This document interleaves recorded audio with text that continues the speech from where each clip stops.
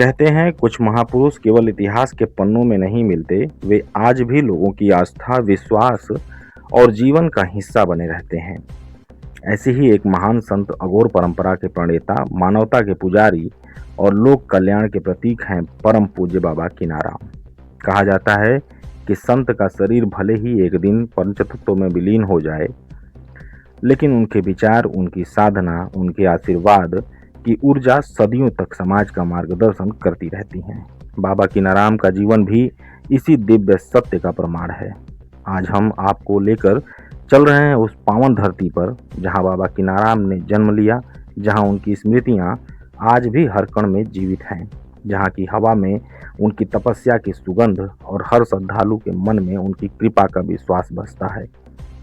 इसी सच को जानने के लिए हमारी निष्पक्ष धारा की टीम बाबा कीनाराम जन्मस्थली और पैतृक गांव रामगढ़ पहुंचती है, जहां हमारी मुलाकात श्री धनंजय सिंह से हुई।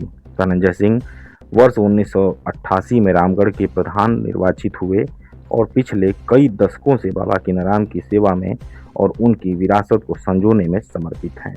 तो आइए आज किसी किताब से नहीं बल्कि उस व्यक्ति की जुबानी बाबा कीनाराम के जीवन, उनकी साधना और उनके इतिहास को सुनते हैं, जिसने वर्षों तक उनकी परंपरा को बहुत करीब से जिया और समझा है। नमस्कार, आप देख रहे हैं एनएसडी टाइम्स और मैं हूं आपके बीच धनंजय ओझा।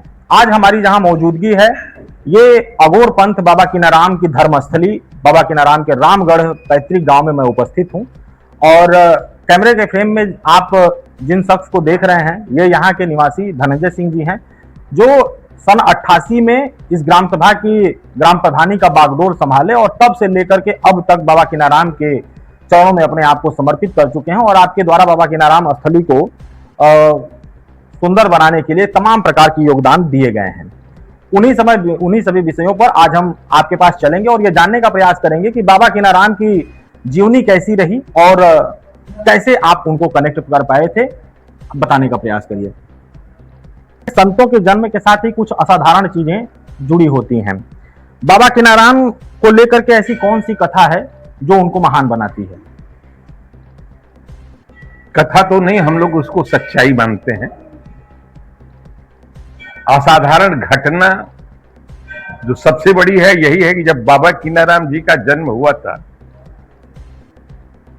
तो कई दिनों तक उनके शरीर में कोई हरकत नहीं रही, न बोलना, न रोना, न चिल्लाना। और अचानक 3 महात्माओं का भ्रमण करते हुए उनके दरवाजे पर आना और बच्चे को अपने हाथ में लेना, उनके कान में कुछ कहना और जो ही कुछ कान में कहा गया उसी समय वो बहुत जोर से रोना प्रारंभ कर दिए और उसके बाद उनके सारे क्रियाकलाप चालू हो गए, जिसके विषय में ये कहा जाता है कि ब्रह्मा, विष्णु और महेश का आगमन साधु वेश में हुआ था। यही एक अद्भुत क्षण था जो बाबा कीनाराम जी के जन्म के विषय, जो आज भी रामगढ़ गांव में उनका स्थान सुनिश्चित है, वहां हुआ था। दूसरी चीज जो अकल्पनीय तो नहीं है, जिसमें उनकी शादी हो रही थी 9 वर्ष की अवस्था में, लकड़ी पकड़ी गांव एक बिहार में है, जहां उनकी शादी कात्यायनी देवी के साथ हुई थी। जब 12 वर्ष की अवस्था में गौने की बात आई तो कीनाराम जी ने अपनी मां से दूध और भात मांगा। मां देने से इनकार की, लेकिन जबरदस्ती किए क्योंकि यह अशुभ होता है। और जब ये जाना गया तो पता चला जिस समय उन्होंने दूध भात खाया था उस समय उनकी पत्नी शिवलोक गमन कर चुकी थी और दूसरे दिन ही उनकी लाश यहां आ गई। और उसके बाद उन्होंने घर द्वार छोड़ करके, लोगों ने समझ लिया कि ये विलक्षण व्यक्तित्व का धनी व्यक्ति है जो बहुत कुछ जान पाता है, और उन्होंने घर त्याग करके भ्रमण पर वो निकल गए। अगर पहली बार कोई रामगढ़ बाबा कीनाराम की जन्मस्थली पे आता है और वो पूछता है कि बाबा कीनाराम कौन थे, तो चंद शब्दों में बाबा कीनाराम के बारे में कैसे यहाँ के लोग बताते हैं? बताने वालों के ऊपर है। पढ़े लिखे लोग अलग ढंग से बताते हैं, अनपढ़ गवार जो है अलग ढंग से बताते हैं। लेकिन सच्चाई ये है, कीनाराम जी के विषय में अगर कहिए तो सतयुग के हरिश्चंद्र का सत्य, त्रेता के राम की मर्यादा और द्वापर के श्री कृष्ण का कर्म लेकर बाबा कीनाराम जी का अवतरण हुआ था। और बाबा कीनाराम जी को बताने के लिए लोग यही बता देते हैं साधारण शब्दों में कि अकबर सिंह उनके पिता का नाम था, उनकी माता का नाम मनसा देवी था, उनका ननिहाल देवल था, और ये कीनाराम बाबा का जन्म यही रामगढ़ में हुआ था। 3 भाई थे, ऐन, गैन और कीना। और कीना नाम इसलिए पड़ गया कि अकबर सिंह को कई पुत्र हुए लेकिन वो मर जाते थे, तो उनको कीनाराम के जन्म के समय उनको बेच दिया गया। बेच करके कीनना कहते हैं, उनको खरीद लिया गया, तब से उनका नाम कीना पड़ गया। और यही विशेष रूप से बताया जाता है कीनाराम जी के विषय में। गांव के बुजुर्गों से आपने बाबा कीनाराम के बारे में ऐसी कौन सी भाई तो किया बाबा कीनाराम जी के विषय में कि इतने पहुंचे हुए संत होते हुए भी आज भी देखे होंगे तो बाबा कीनाराम लोग अघोरी कहते हैं, लेकिन बाल उनके मुंडन नहीं है, वो दाढ़ी मूछ रखे हुए हैं, वैष्णवी थे। अघोर तो बाद में हुए जब दत्तात्रेय के नजदीक पहुंचे और उनसे उन्होंने दीक्षा लिया। पहले शिवाराम की शरण में गए और वहां वो वैष्णव मत को उन्होंने स्वीकार किया। और जब तनाव बढ़ा, वैष्णव जो उनके गुरु थे उन्होंने दूसरी शादी करनी चाहिए, तो उन्होंने कहा तो हम दूसरा गुरु कर लेंगे, उनको उन्होंने छोड़ दिया। तो स्थिति ये थी कीनाराम जी के विषय में यही कहा जा सकता है कि कीनाराम जी जो सवाल आपने किया था भूल रहे हैं हम। गांव के बुजुर्गों की कहानी जो आपको प्रभावित गांव के बुजुर्गों की बीच की कहानी जो थे वो हमेशा दलित पददलित लोगों के बीच में, निरीह लोगों के बीच में जाकर के उनकी सेवा करते थे और समाज के लिए बहुत कुछ किया करते थे। और वो चाहते तो वो है ना कि चुटकी भभूत में है खजाना कुबेर का, वो बहुत कुछ कर सकते थे, लेकिन सब सारे सुख को त्याग करके उन्होंने मात्र मानव कल्याण के लिए, आप ये कह सकते हैं कि कबीरदास तो वाणी के माध्यम से, लेकिन इन्होंने अपने कर्म के माध्यम से, वाणी के साथ साथ कर्म के माध्यम से भी उन गरीब तबकों में जाकर के उनकी सेवा किया। और समाज में जो जातिगत द्वेष भाव था, आज जो ऊंच नीच की भावना थी, सारे को समाप्त करने के लिए वो कहते थे जतियों का खैली कुजतियों का खैली तबो ना खैली, जात कुटुंब सब ताना मारे, भभूत रमाए फकीर संग रहली, जग लेखवाम बाहुर भैली। तो संसार के उन्होंने बहुत कुछ कर दिया। बाबा कीनाराम के जीवन से जुड़े ऐसे कौन से चमत्कार हैं जो लोगों के जुबान पे अब भी हैं और यहाँ के लोग उसे सच मानते हैं? चमत्कार शब्द का इस्तेमाल जो आप कर रहे हैं, तो बाबा कीनाराम जी ने आज जो भी चमत्कार किए वो समाज को सुधारने के लिए उन्होंने किया। समाज को सुधारने के तहत उन्होंने चमत्कार, जैसे चमत्कार में जो कई चमत्कार आते हैं, ये बाबा कीनाराम का कूप है, जब बांधा जा रहा था तो ईंट कम पड़ गया, उपले से बांधा गया। कीनाराम जी आए और साध्वी ने कहा कि ईंट कम पड़ गया, तो कहे उपले से बंधवा दो, और उसको ठोके हैं और सारा उपला ईंट हो गया। वही कूदे हैं पूरब घाट से, जो आज भी कहा जाता है, किताबों में भी आपको मिलेगा, जाकर के कृण कुंड में निकले हैं, जहां लोग लोलारक छठ पर आज भी स्नान किया करते हैं, अपने दुख को दूर किया करते हैं।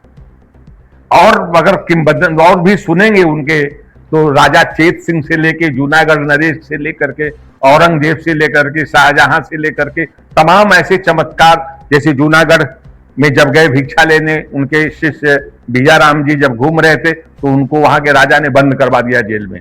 बहुत सारी हजारों चक्कियां थी और जो भी साधु भिक्षा मांगने जाता था उससे चाकी पिसवाई जाती थी। तो बिजाराम गए, उनके साथ भी ऐसा हुआ।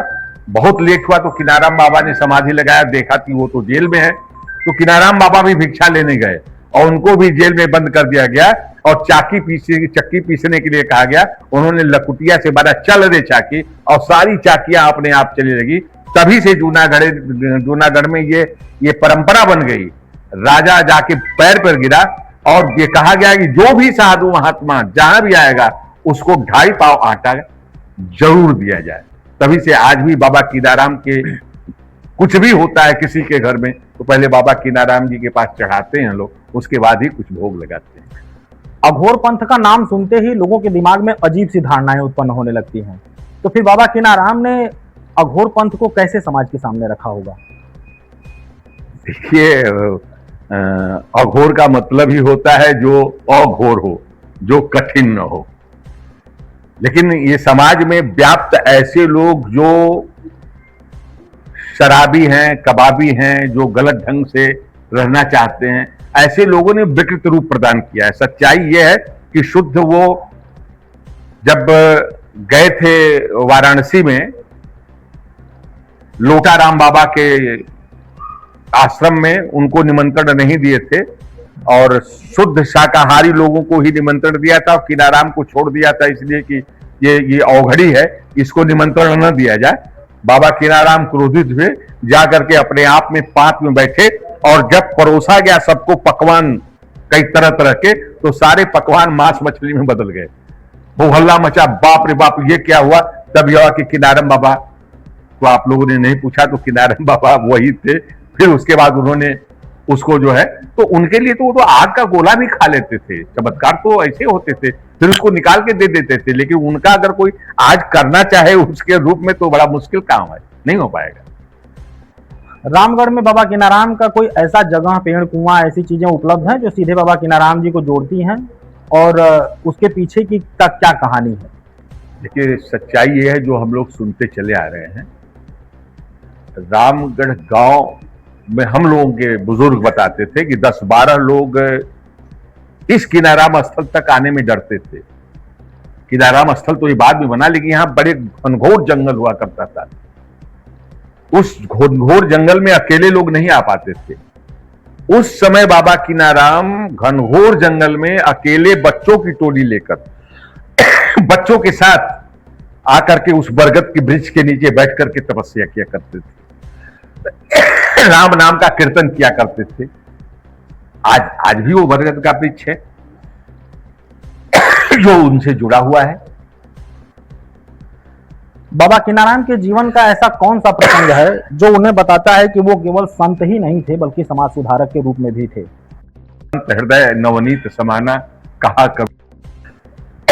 तो संत कीनाराम को अलग इसलिए किया जा सकता है कि वो हमेशा समाज को सुधारने के लिए अपना पूरा जीवन भ्रमण करते हुए व्यतीत को दूर करने में अपना पूरा जीवन लगा दिया। यही उनके जीवन की सबसे बड़ी महत्ता थी, जो आज की सरकारें करने का लाखों रुपया खर्च करके प्रयास करती हैं। आज से 400 वर्ष पहले बाबा कीनाराम जी ने उसी ऊंच नीच, भेदभाव, जाति, सबके खिलाफ, सब एक हैं, एक चलाया अभियान, और उसके तहत जिंदगी भर उन्होंने अपना जीवन समर्पित कर दिया।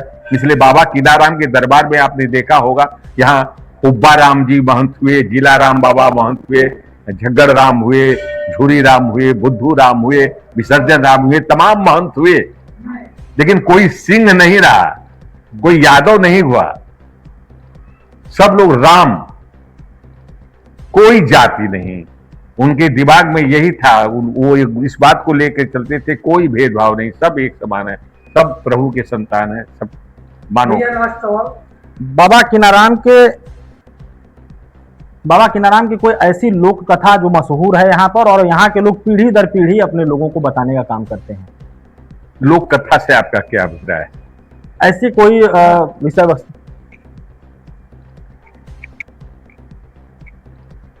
भैया एक सवाल है कि बाबा कीनाराम स्वभाव कैसे थे और गांव में जब घूमते थे तो उनका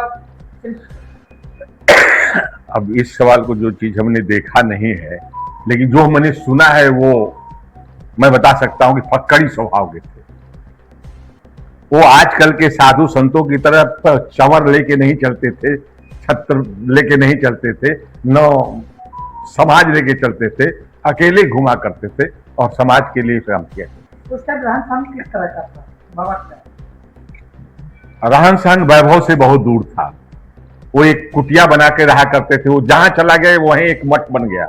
मठ में कोई सुविधा हो या न हो, 4 वैष्णव मठ उन्होंने बनाया। इसके अलावा अघोर मठ बहुत सारे बने, लेकिन ये नहीं था कि वो बहुत ही प्रभावशाली रहे हो। मठ बन गए तो बन गए, उतना फकीरी जीवन था, खाक बहुत से काम था, और कोई मतलब तो था नहीं। बाबा कीनाराम के बस जाते जाते सिर्फ आपसे बस एक सवाल लास्ट होगा। बाबा कीनाराम के बारे में किताबों में बहुत कुछ लिखा गया है, लेकिन क्या कुछ ऐसा है जो यहाँ के मिट्टी में रह गया हो और जो किसी किताब में न लिखा हो, उसे लोगों को बताने की जरूरत है? ये सच्चाई तो यह है कि बहुत कुछ कीनाराम जी के विषय में किताबों में उल्लिखित नहीं है।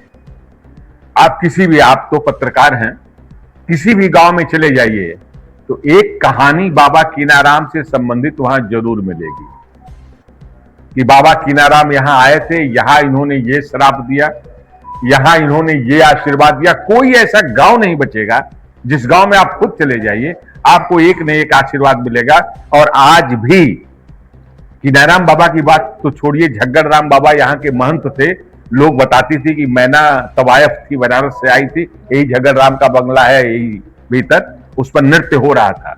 और झग्गड़ राम महंत ने कहा कि वो राग मल्हार गाओ, कहे बाबा पानी बरसने लगेगा, कहे तुम गाओ मैं देख लूंगा। और राग मल्हार गाई, पानी बरसने लगा, बम बाबा कीनाराम कहे, और चारदीवारी के अंदर पानी नहीं बरस रहा था, चारों तरफ पानी बरस रहा था। ये थी बाबा कीनाराम की महत्ता। ये किताबों में नहीं मिलती। ये सब किताबों में है कि नहीं, ये तो मेरा अध्ययन उतना नहीं है, लेकिन बहुत सारी ऐसी चीजें हैं जो कीनाराम बाबा के विषय में आज भी लोग यहाँ आते हैं तपस्थली में, जहां उनकी तपस्थली है, कीनाराम स्थल है। लोग कृण कुंड भी जाते हैं। कृण कुंड इसलिए जाते हैं कि वहां पर वो त्रिशूल गाड़ा, और कृण कुंड की महत्ता इसलिए भी जाता है कि वहां से भ्रमण करते हुए कालू राम से संपर्क करते हुए हरिश्चंद्र घाट पर आ गए, ये वहीं पर स्थापित हुए। तो ये आज भी कीनाराम बाबा का जो जन्मस्थली है, जो रामगढ़ गांव में है, आज भी है, वो बिल्कुल विकृत रूप में है। भैया लास्ट सवाल कि रामगढ़ के लोग बाबा कीनाराम के अपने स्तर से क्या समझते हैं? रामगढ़ का अब यही स्तर है, समझ लीजिए कि बाबा कीनाराम का सो के उठते हैं तो लोग सबसे पहले बाबा कीनाराम का ही नाम देते हैं, और किसी भी देवता को वो नगण्य मानते हैं। बाबा कीनाराम ही उनके सर्वसर्व हैं। और भगवान बाबा कीनाराम तो राम के भक्त थे, लेकिन राम का भी नाम लोग नहीं लेते हैं, सुबह उठते उठते कीनाराम बाबा का नाम लेते हैं। यही सबसे महत्वपूर्ण बात है। तो ये थे हमारे बीच बाबा कीनाराम तपोस्थली के निवासी धनंजय सिंह जी, जिनकी जुबानी हम लोगों ने ये जानने का आज अपने पहले एपिसोड में ये प्रयास किया कि बाबा कीनाराम की क्या कहानी थी। बने रहिएगा हमारे साथ, ऐसे ही बाबा कीनाराम के बारे में और भी रोचक जानकारियां हम लोग आपको अपने चैनल के माध्यम से लाते रहेंगे। अभी बाबा कीनाराम स्थल पर इस स्थल को पर्यटन स्थल भी घोषित कर दिया गया है। दूसरे एपिसोड में हम लोग यहाँ के विकास की गाथा दिखाएंगे कि जब से इसको पर्यटन स्थल घोषित किया गया है तब से लेकर के अब तक यहाँ के कायाकल्प को बदलने में कितना प्रयास किया गया है, और यहाँ के लोग उस कायाकल्प को बदलने को लेकर के कितना संतुष्ट हैं। हमारे कैमरा पर्सन आनंद के साथ मैं धनंजय ओझा, एनएसडी टाइम्स, चंदौली।